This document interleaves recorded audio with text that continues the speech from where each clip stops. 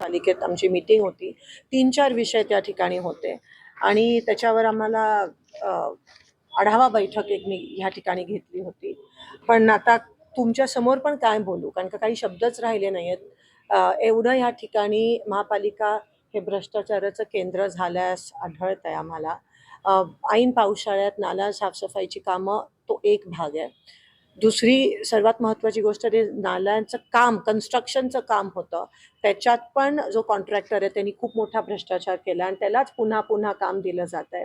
त्याच्यात फक्त 60% काम झालं आहे, उर्वरित काम झालं नाही आहे आणि होणार पण नाही आहे पावसाळ्यात.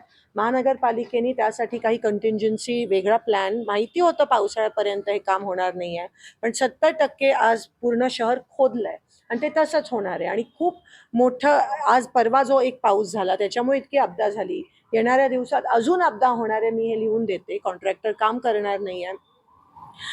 काही कामं त्या ठिकाणी झालेत. नाले साफसफाई पण 65 ठिकाणी झालेत. त्यात उर्वरित जो मुरगी नाला असेल, शेळगी नाला असेल, मेन जे आपले चोक होणारे आहेत तिकडे नाला साफसफाई झाली नाहीये. म्हणजे तुम्ही अंदाज घेऊ शकता की येणाऱ्या पावसाळ्यात काय परिस्थिती. मग महानगरपालिका नेमकं करताय काय? मला तेच विचारायचं. तुम्ही नाला साफसफाई करत नाही आहात, तुम्ही नाल्याची उर्वरित कामं करत नाही आहात. तुम्ही म्हणताय समांतर जलवाहिनीला आम्हीच NTPCने त्यावेळेस निधी दिलेली. मुद्दामून लँड ॲक्विजिशन न करता कॉस्ट एस्केलेट झाला आणि अजूनही तुम्ही म्हणताय 4 दिवसाआड पाणी. त्यावेळेस हे रेकॉर्डवर म्हणालेले की आम्ही 2 दिवसाआड. अजूनही सोलापूर शहराला पाणी पुरवठा विस्कळीत आहे. 4-5 दिवसांनी पाणी मिळतं आणि ते पण काही ठिकाणी वेळेवर. आमच्या पूर्व भागमध्ये अजूनही वेळेवर पाणी येत नाही. आता काय कारण देत आहेत? आता कारण देत आहेत की WTP वॉटर ट्रीटमेंट प्लांट पाकणीमध्ये आहे, ती फॉरेस्टची जमीन आहे. ती फॉरेस्टची जमीन आहे. मग फॉरेस्ट आधी आपला प्लांट आहे, फॉरेस्टला आता सुचलं की ते आता त्यांच्याकडे म्हणून महापालिकेला देत नाही. तर फॉरेस्ट बरोबर तुमच्या किती मीटिंग झाल्यात? एक पण मीटिंग झाली नाही. फॉरेस्ट बरोबर तुमच्या किती मीटिंग प्रस्तावित आहेत? एक पण मीटिंग प्रस्तावित नाही आहे. दुसरी गोष्ट, खाजगी जमीन जर तुम्हाला घ्यायचं असेल WTP साठी, तर त्या खाजगी जमीन घेण्यासाठी तुम्ही काय प्रक्रिया? 0. मग काय काम करताय तुम्ही? काम पुढे नेतच नाही. हे महत्वाची काम आहेत आणि तुम्हीच म्हणालेला 2 दिवसाआड पाणी मिळणार आहे. त्यावेळेसपासून मी प्रेझेंटेशन मध्ये ऐकते आहे आणि त्यामुळे आपण NTPCने एवढी निधी त्या ठिकाणी दिली. केवळ महानगरपालिकेच्या हलगर्जीपणामुळे आज सोलापूर शहराला पाणी वेळेवर मिळत नाही आहे. येणाऱ्या पावसाळ्यात खूप मोठे या ठिकाणी लोकांना अडचणीला सामोरे जावं लागेल, कारण का मुद्दामून महानगरपालिकेने सगळी नाला साफसफाई आणि नाल्याची जी उर्वरित कामं होती ती सगळी त्या ठिकाणी पेंडिंग ठेवलेत.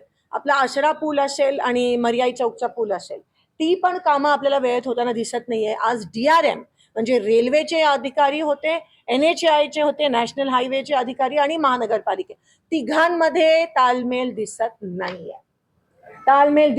ह्याची NOC इकडून राहिले, त्याचं QAP तिकडून राहिलंय, त्याचं WQAP राहिलंय, ट्री कटिंग राहिलंय, मेथड स्टेटमेंट, असे शब्द वापरतात आणि ताळमेळ नाही. कोणालाच माहित नाही. ह्यांच्या जॉईंट मीटिंग होतच नाहीत आणि म्हणून ह्या दोन्ही पुलांची कामं कधी होणार आहेत हे आपण अंदाज पण नाही घेऊ शकत. त्याच्यामुळे पूर्ण सोलापूर शहराची लाईफलाईन कोसळली आहे, कारण का तिकडे पूर्ण ट्रॅफिक जाम होतोय आपल्याला रामवाडीपासून आणि तिकडे अनमॅन्ड आहे, एक पण पोलीस तिकडे नसतो आणि पुन्हा एकदा नागरिकांना या अडचणींना सामोरे जावं लागेल. मग तुम्ही कोणती विकास कामं करताय? महापालिकेकडून होतंय तरी काय नेमकं? ही जर 4-5 महत्वाचीच कामं प्रलंबित असतील तर. त्यानंतर आम्ही शुभ्रा आर्ट गॅलरी, आपली सोलापूरची वास्तू तुम्हाला माहिती आहे, त्यासाठी स्पेशल निधी आणलेली. मुद्दामून ते काम ठराविक लोकांनी आणलं होतं म्हणून ते काम थांबवलं. त्याची निधी लॅप झाली. मुदतवाढीसाठी एक पण पत्र महापालिकेकडून गेलं नाही. एकाची निधी लॅप झाली, एकाची निधी अजूनही आहे.